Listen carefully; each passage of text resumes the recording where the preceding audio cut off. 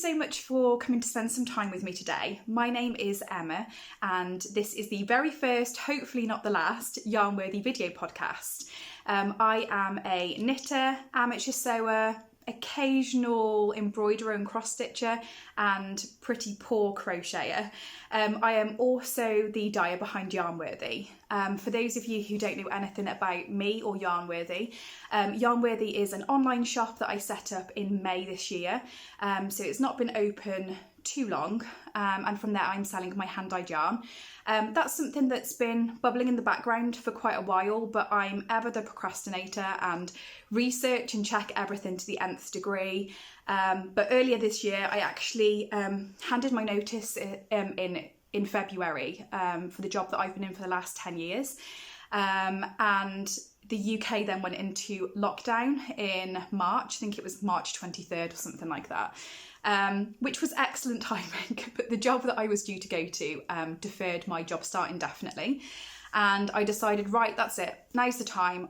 If I'm ever going to do it, then why not now? So I got everything set up and got going, and I'm really excited and slightly petrified to say that yesterday I actually turned down the job that I was originally going to run this full time. So a massive thank you to everybody that has bought from me and sort of been there, supportive from the beginning.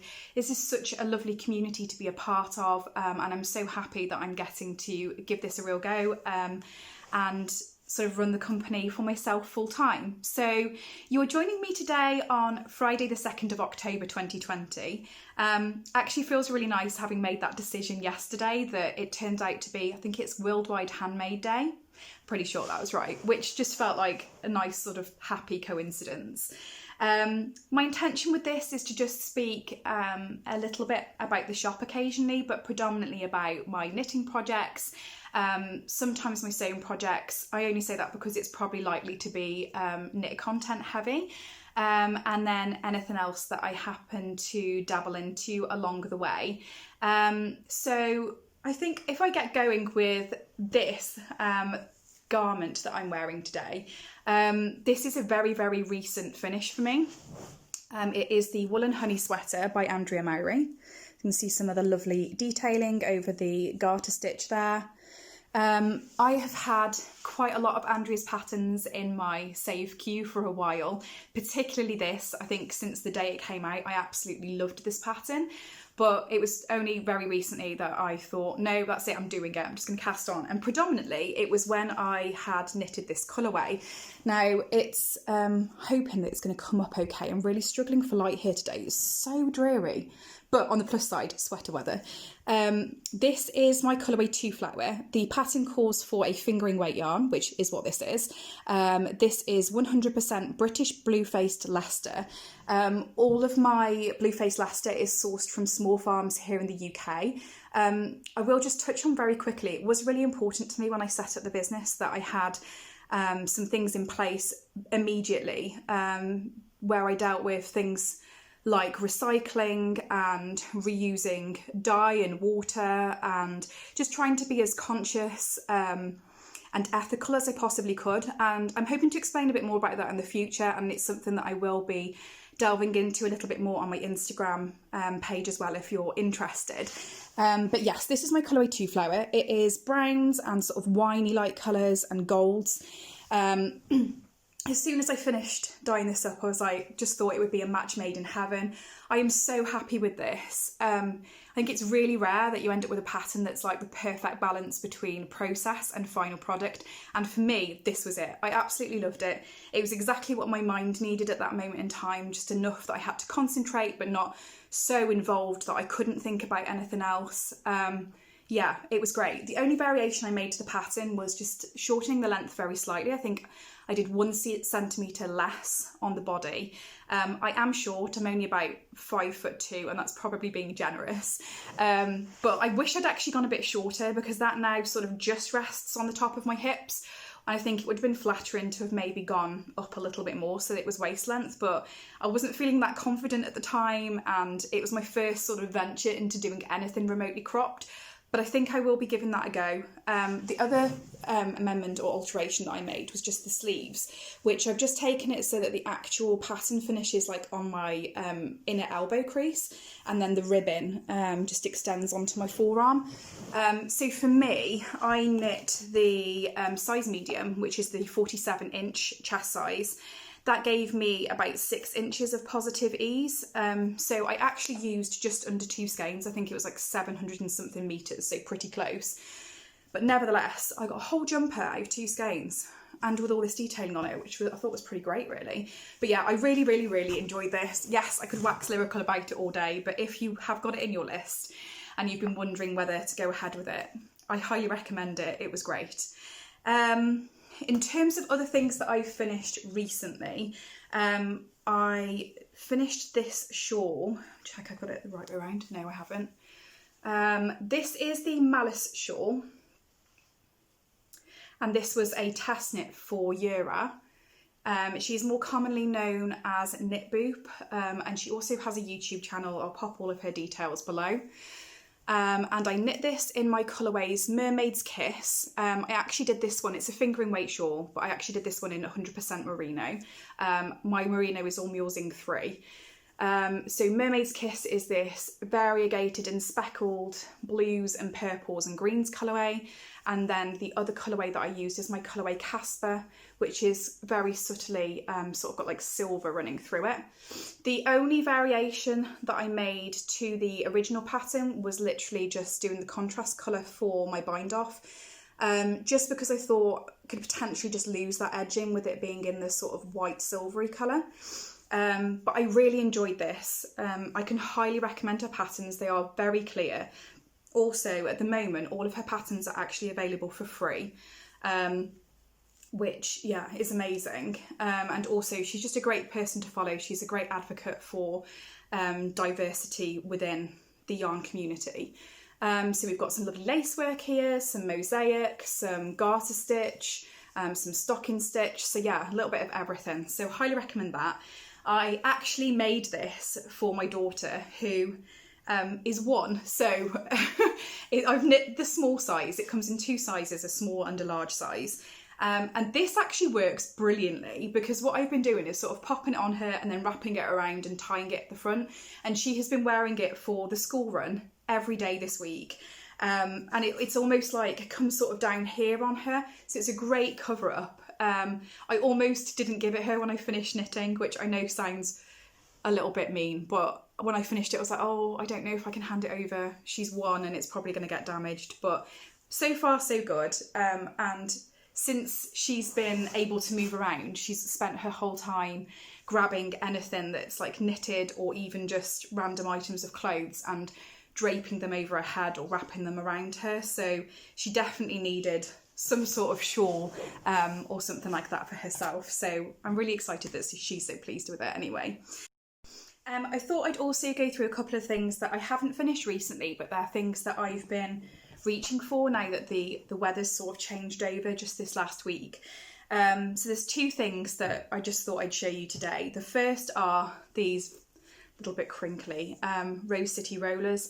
As soon as the weather changes, I immediately find myself reaching for my knit socks straight away. I do often wear them throughout the summer, but there's just something about as soon as the weather changes that I just want to wear them all the time.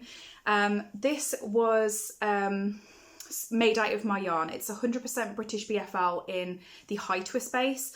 This is what I class as my sock yarn. A decision that I made when I set up Yarnworthy was that I didn't want to stock any yarns that contained plastic. So the high twist in the yarn is what adds strength.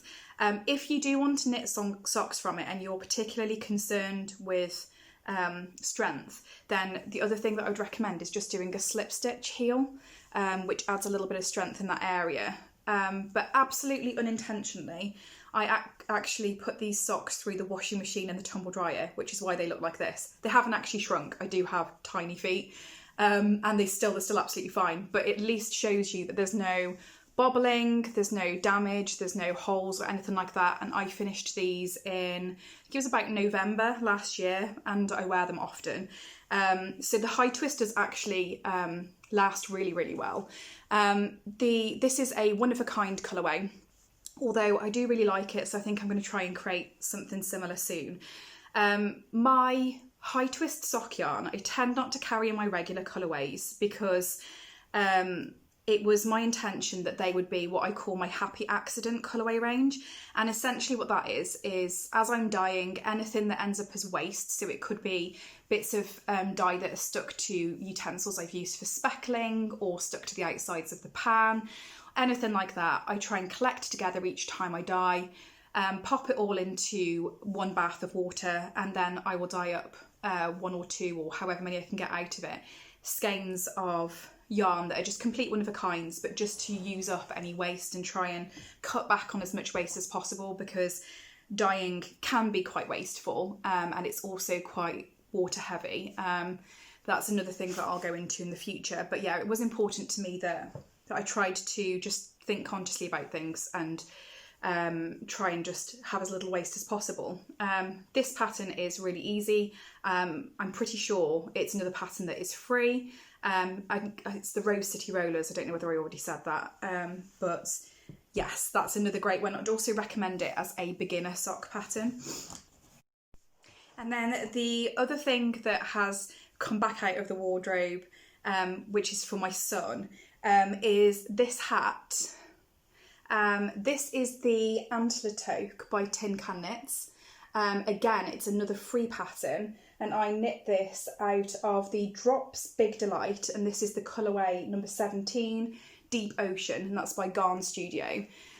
This pattern was a lot of fun. It was also really quick, really, really nice to knit up. It's blowing out a little bit. The colourway is actually more blues. It looks a little bit like it's black and greys on here. And I knit this for my son. I don't know why, he's 6, but his head size at the time I knit it, which was last year, so he was 5 at the time, came up as the adult small. So I knit that for the actual circumference at the beginning, and then just popped it on him now and again to check where I was up to, and just decreased for the crown when I thought it seemed about right. He's not a big fan of a fold over brim, so I've just done that as a straight brim. The original pattern has a fold over, but essentially that's just double that section folded back. I did consider, and I think next time I do it I might do this just to add a little bit of extra warmth around the head, but just doing it double and then actually folding it and stitching the 2 layers together afterwards, just to give that extra little bit of warmth and thickness around the face, but without having like the irritation of it rolling down, which I think is where that problem comes from. But yes, this is lovely. I really, really love this textured cable, and it's a really, really nice hat on, so I would highly recommend that one as well. In terms of things that are going on with the shop and future plans for me at the moment, I have got a work in progress, which I'll show you in a second, but I'm also hoping to have that finished, fingers crossed, within the next week. And I will be starting the Stephen West MCAL, which is Slip Stravaganza. I hope I've got that right. I took part last year in the Starflake shawl and absolutely loved it. So I can't wait to get going again this year. I am still procrastinating over colour palettes. I'm not 100%. I might post some of the things that I'm considering on my Instagram page, and I would really appreciate any advice because I just can't decide what's best to go for. If you're interested at all, I do have kits available in the shop on multiple different bases. So there's some that are quite high contrast and speckled, and some that are quite subtle and on my silky alpaca linen base. So yeah, there's all sorts on there. If you're still looking, I can get those dispatched and out to you before everybody gets going next Friday, so a week today. So as long as you order by next Wednesday, I can get that straight out for you if it's like late on Wednesday or first thing Thursday morning. I don't mind dashing out to try and get that over to you. And other than that, in the shop, I have got my Christmas bits.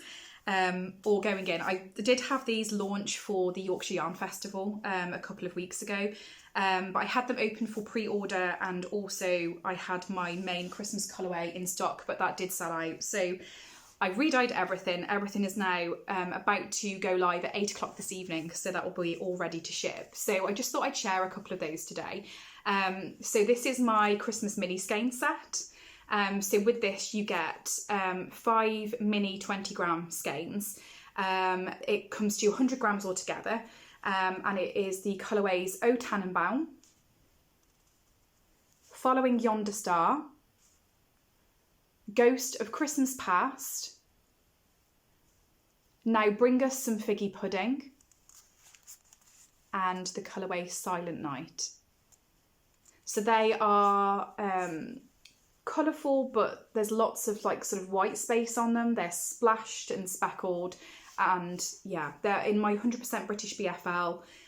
So it's robust but squishy and next to skin soft, so could be used in anything from children's clothes to hats, scarves, jumpers, blankets, whatever takes your fancy. So that is in the shop just as Christmas mini skein set. And then my main Christmas colourway this year is this.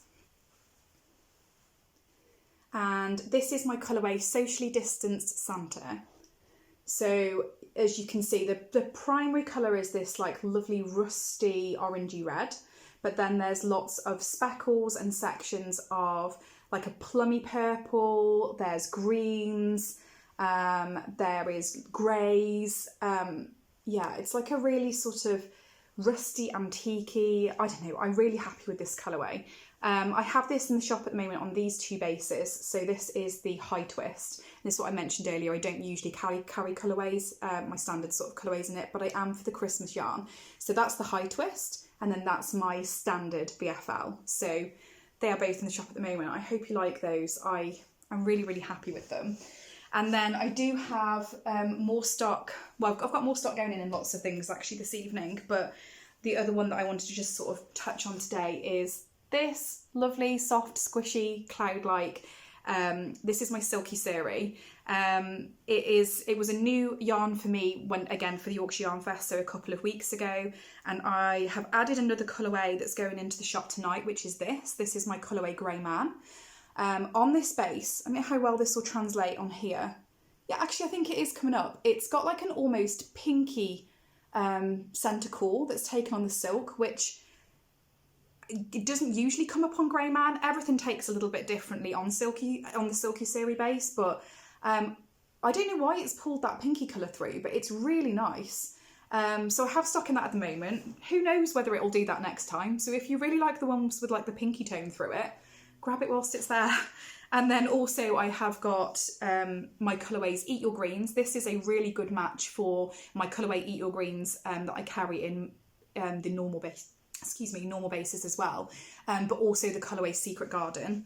I have got Casper, which on this base, wow, this is blowing out a lot. See if I can get it to focus a little bit. Not really. This has really come up as silver on this base. It is absolutely beautiful. So if you're looking for something as like a high contrast, maybe on a sweater or something for a colourwork section, that would be lovely. This, believe it or not, is actually two flower, which is what I'm wearing, but on the Suri it has taken the colour and sort of broken it all down, and you get these oranges and reds and greens and blues, and it's just the most perfect autumnal blend. So that's really nice bright colour. And then this is actually my colourway Red Red Wine, which on this base has taken a really like jewel like pinky red. So that's that.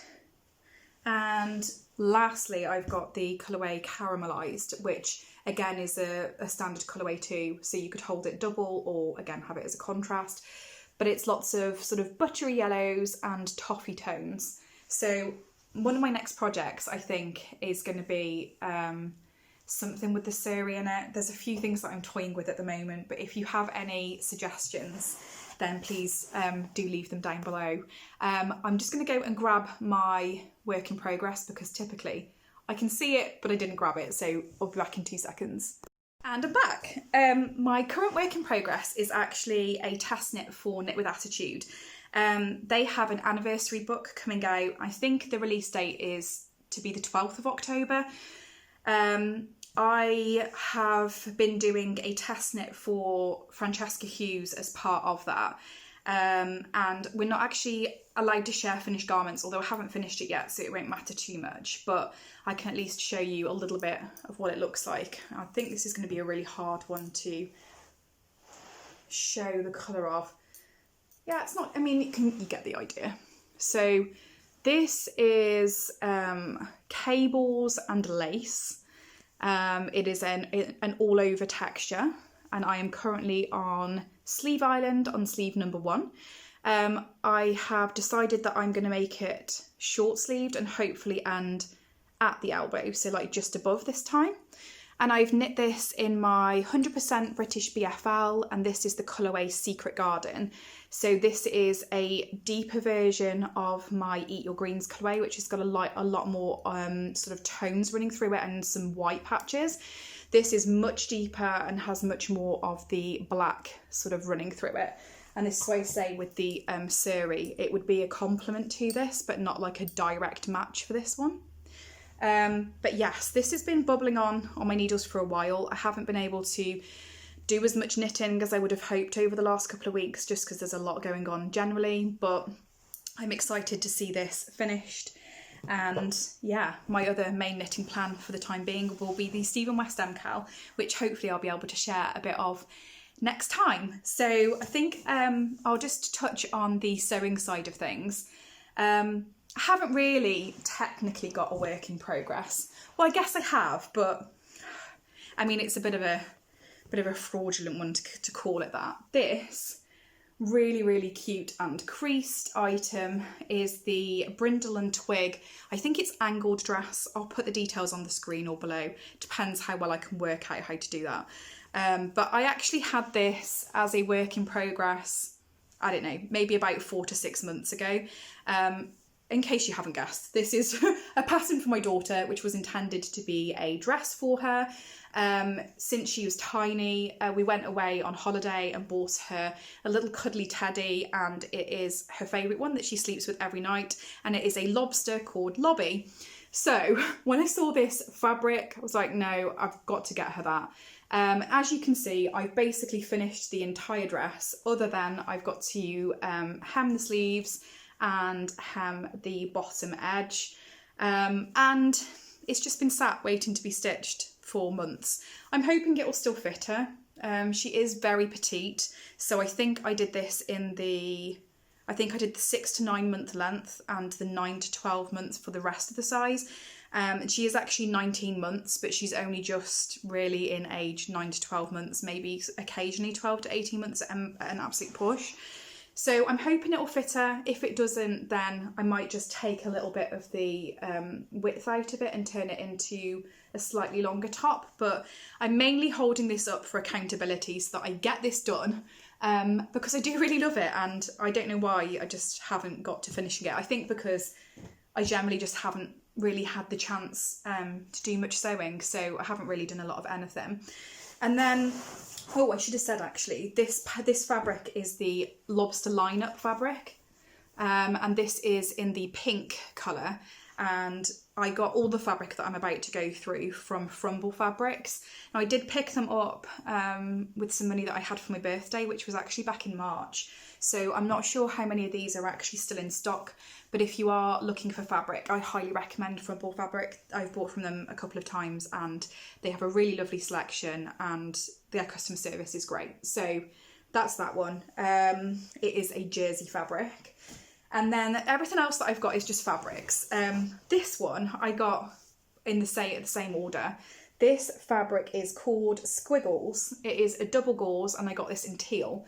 I actually saw this recently. I think it's the brand new Tilly and the Buttons pattern that's just come out, the Lotta dress, where they've actually done one in this fabric. But I definitely don't have enough to do that dress in it. I think I have got, I don't know whether I've got 1/2 metre or 1 metre. I think maybe 1 metre. I was intending to do the Made by Jack's Mum, I think it's the Wild and Free Romper, again for my daughter back in the summer, which obviously I haven't done, and it's now autumn winter and that feels completely inappropriate. So what do I do with this fabric now? Does anybody have any suggestions? I don't mind whether it's for, I don't think I'd get anything out of it for me, but if there's any children's patterns that you think could be really good in a double gauze for this time of year, maybe like a layering top or something, or a layering dress, let me know, because now I'm a bit stumped and I absolutely love this fabric. If necessary, I'll just pop it to one side until until next spring, but just feels a bit silly really. And then the last 2 bits of fabric I have got a pattern in mind for, so I just thought I'd share those. So I've got 2 of the same fabric, and this is the Confetti Fleck Cozy Sweater Jersey fabric. Again, this is from Frumble Fabrics, and it is in the colourways Mustard. So let me see if I can get this to show. It is absolutely gorgeous. It's not picking it up brilliantly, but hopefully you can see it's just a solid mustard colour with all of these lovely spots of different colours running through it. Like there are, I think, predominantly sort of blues and oranges. It's absolutely beautiful, but obviously at a distance just reads as mustard. And then this will probably show it a little bit better. This is the colourway Natural, so you can see much more of the flecks and speckles on there.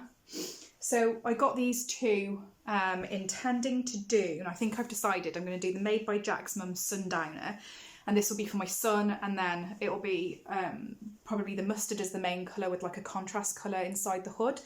But I think I'm definitely going to have some fabric left. So yeah, I think really some sort of in-house / going out staples for over winter, because I think there's probably going to be a lot more hanging around indoors. So yeah, hopefully I'll be able to get on to sewing that up soon. But if you have any suggestions for what to do with the rest of that, maybe I'll be able to do a second one for my daughter as well out of it. I did definitely buy less of the natural, otherwise I'd maybe do them like an inverted version, although I'm not sure my 6-year-old would be too happy with that, to be fair. But yes, that's the plans at the moment. I really want to make myself some stuff. I'm not like the best sewer. I've dabbled in it for years, but for some reason it's been something that I've found really difficult to get going with, because I've just had this block there of thinking that it's really difficult. And then recently, I say recently, it's probably about a year ago, I really got much more into it, and I reeled off quite a few things for the children, but I don't think I've actually ever made myself anything. And I've got to the point now where there are a lot of gaps in my wardrobe, and obviously now that I'm going to be working from home all the time, all of my previous workwear / like the majority of my wardrobe, because I guess that's where you spend most of your time, was office appropriate wear, and I don't need that anymore. And I'd really like to be able to make some nice things for myself. So I have saved, I think, well over 100 patterns that I'd like to have a go at on the sewing front, and I am considering things like the Lotta dress, I think things like the Hudson pants, what was the dungarees that came out yesterday? Heydays. They came out in child size, but I was looking at those for both child size and adults. That's again made by Jack's Mum. So if you have any suggestions for comfy casual bits and pieces that I could have a go at sewing for myself, please let me know. I don't really know why I see it as more of a hurdle than doing child's wear, because I guess probably it's a little bit more fiddly to do the child size bits, but I am intending, I'm going to commit to doing something for myself, at least one sewn item over the next month or so. Should we say before Christmas? That feels like more of an attainable deadline. So I think that's everything that I was intending to go through today. If you have any comments or questions, please feel free to contact me either here or over on Instagram or via my contact page on the website. I would love to chat with you. Please do comment and say hi below. I would love to meet all of you and find out what you are up to. Are any of you also going to be taking part in the West Knits MCAL? I am really excited to get going on that. I really enjoy just the piece by piece bit of finding out everything with that each week. There's just something extra unique and exciting about it. If you have enjoyed coming to spend some time with me today, thank you so much. I would really appreciate it if you subscribed to my channel and also hit the notifications bell. That will really help me to get going with this YouTube channel. And if you have any comments or suggestions for things that you would like me to include or exclude, nicely, it's taken me a lot to get going with this, then please do let me know down below. I will include all of the pattern details and all of the information for everything that I've gone through today in the description box. And yeah, thank you so much for coming along. Hopefully this will be something that I can get going and put out, you know, maybe every couple of weeks or so. I don't want to put a massive sort of time constraint on it at the moment, but I really would like it to be something that I do regularly. So yeah, hopefully look forward to seeing you all again soon. If you do want to come over and join me in the meantime, my Instagram is @yarnworthyyarn. And if you would like to check out my yarn and support me over there, my website is yarnworthy.co.uk. Thank you so much. Bye.